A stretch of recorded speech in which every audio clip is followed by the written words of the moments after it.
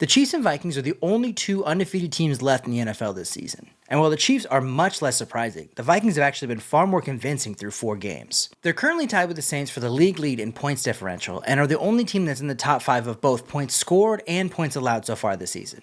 But the question is, are the Vikings for real? We know the Chiefs' path to victory. We've seen it before. They're chasing their 4th Super Bowl in 6 years and their 3rd straight. And so far this season, they've kind of done the same thing they've done the last 2 seasons, which is just finding a way to win the game. If you're a Chiefs fan, you're probably looking for some more convincing victories, but you can't argue with results. And with Mahomes, you get results. Results for me are likes and subscribers, so don't forget to like the video and subscribe to my channel. Lazy, fatty, guardian, whee! But with the Vikings, that path isn't so clear. This is the first time this decade they've had a positive points differential. They let arguably their best QB since Fran Tarkenton walked this offseason. Personally, I'm a Dante Culpepper guy, but what can you do? And they replaced him with a guy who had a 21-35 record in his career leading up to this season, with a 63-56 TD to interception ratio. But on the other hand, they're 4-0 this season, and they've defeated 3 playoff teams from last season. So maybe they are onto something here. Now, in my last video, we looked at the QBs of the last 16 Super Bowl winners and tried to find who could fill that role this year. So I kind of want to take inspiration from that video and find a path for the Vikings using the 2002 Tampa Bay Buccaneers. So first off, I do vaguely remember this team winning. I was 6 when it happened, but I remember my neighbors throwing a Super Bowl party. This was like the 2nd or 3rd one that I remember going to. And I remember we were talking a lot of shit about Warren Sapp, but I didn't actually know how this team was put together until I started researching this video. So Tony Dungy, the eventual Indianapolis Colts head coach, had built the defense up over the last 5 years prior to 2002. But in the 2001 playoffs, he ended up losing to the Eagles and was fired by the team that season. In their search, they settled on John Gruden, who they acquired by trading 2 first-round picks, 2 second-round picks, and $8 million cash to the Raiders in order to bolster their offense for the 2002 season. And that came just 2 years after trading an additional 2 first-round picks for star wide receiver Keyshawn Johnson.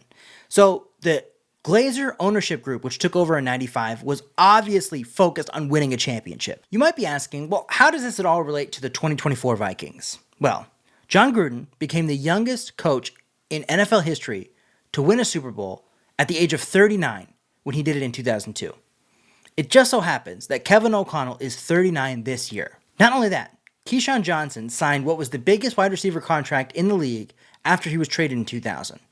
Justin Jefferson just signed the richest wide receiver contract in NFL history this offseason. And these might be coincidences of some sort, but there is some significance to having a young, offensive-minded head coach, having one of, if not the best wide receiver in the league, and a commitment to the run. This really comes together on the defensive side of the ball, though. The Bucs in 2002 became the first team since the 85 Bears, and everyone loves to fucking suck the 85 Bears dick and compare all defenses to the 85 Bears. But the Bucs were the first team since them to lead the league in points allowed, lead the league in yards allowed, and lead the league in interceptions. Really, based around their pass defense, you look at the Vikings, that's what they excel at as well.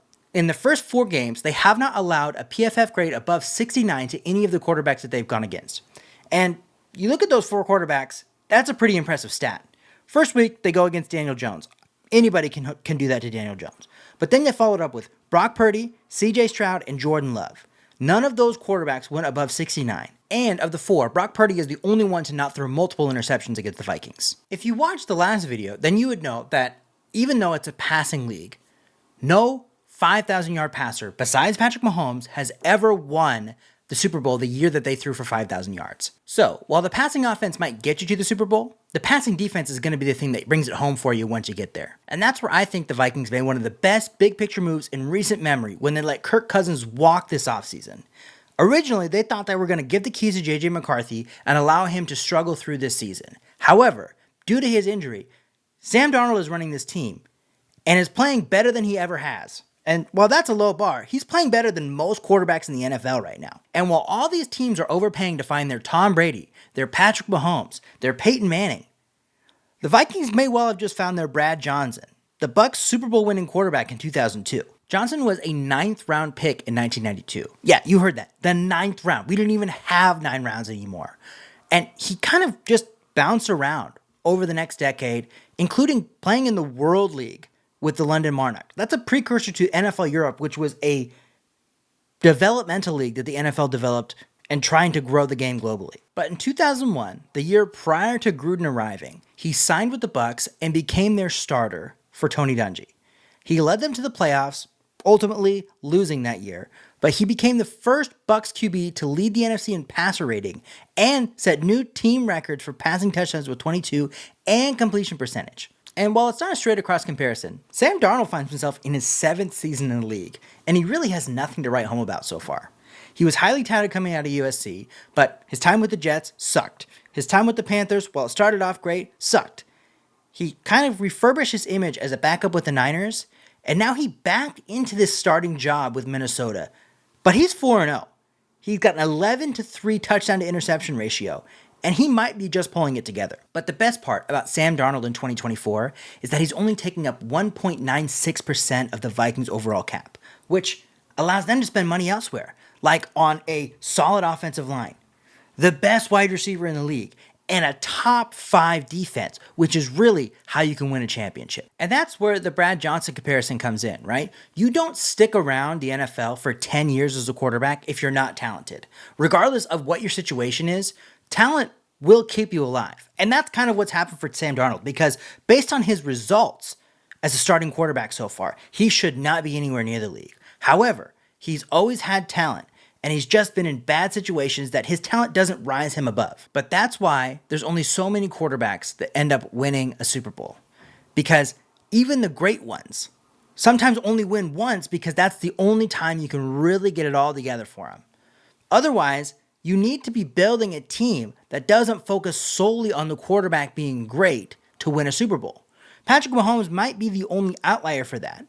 But in most cases, it's built by other positions. It's built through the offensive line. It's built especially through the defense and at least 1 or 2 great playmakers that can make that quarterback look good. So while the Vikings have a lot of things going against them winning the Super Bowl this year, if Sam Darnold can keep it together, a la Brad Johnson, get the ball to Justin Jefferson, Jordan Addison, Aaron Jones, and allow the defense to continue to stifle opponents, they might have a path towards winning this. And unlike the Steelers or my favorite team, the Chargers, they have an offense that can keep up with what the defense is doing on the other side. It might not be the best offense in the league, but it can win them games. And again, if Sam Darnold can hold it together, we might be seeing an underdog story in the making. Thanks for watching this video. It's our second sports video. We're trying to stay on top of it for you.